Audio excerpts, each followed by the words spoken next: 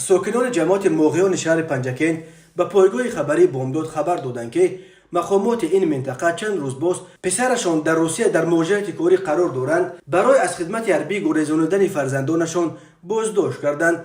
به گفته همصحبتان بامداد این بازداشت‌ها تقریبا از 20 نوامبر آغاز یافته و در بین یک هفته تقریبا 15 نفر از ساکنان دهه پشت قرغان، آب باریک، پول گرداب، گذر فونی، میدان غیزن بالا و غیزن پایان و سار اساساً پدران جوان سین و سال دعوتی را برده در شعبه میلیشیا شهر پنجکین محکم کردند. به آنها امر دادند تا به فرزندان خود در روسیه زنگ زده از بازداشت خود خبر دهند و فرزندانشان را مجبور کنند که برگردند و به خدمت حربی بروند. به گفته ساکنان دهه‌های جماعت موقعان، آدمانی که این بازداشت‌ها را تشکیل کردند فرزندان خود و خویشاوندان خود را که در همین جایند به خدمت نمی‌فرستند و می‌خواهند که فرزندان دیگران را از روسیه آورده به خدمت فرستند و از حساب آنها نقشه را اجرا کنند. ولی رئیس جماعت موقعان به نام اکرام به گفته ساکنان ادعا داشته است که اول از همه پسر خودش را به خدمت فرستاده است. تصدیق این ادعا توسط منابع دیگر هنوز میسر نشده است. مقامات این خبر بازداشت والدان در جماعت موقعان را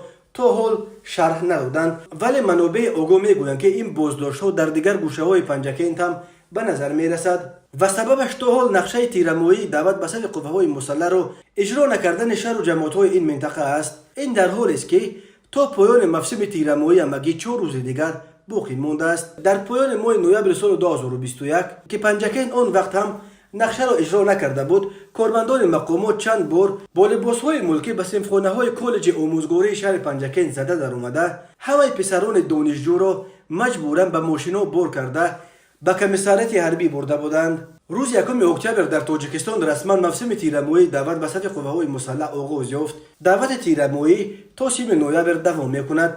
وزارت مدافع اخیراً خبر داد که نقشه دعوت به صف قوه‌های مسلح تاجیکستان تا 15 نوامبر علاقه 84% اجرا شده است.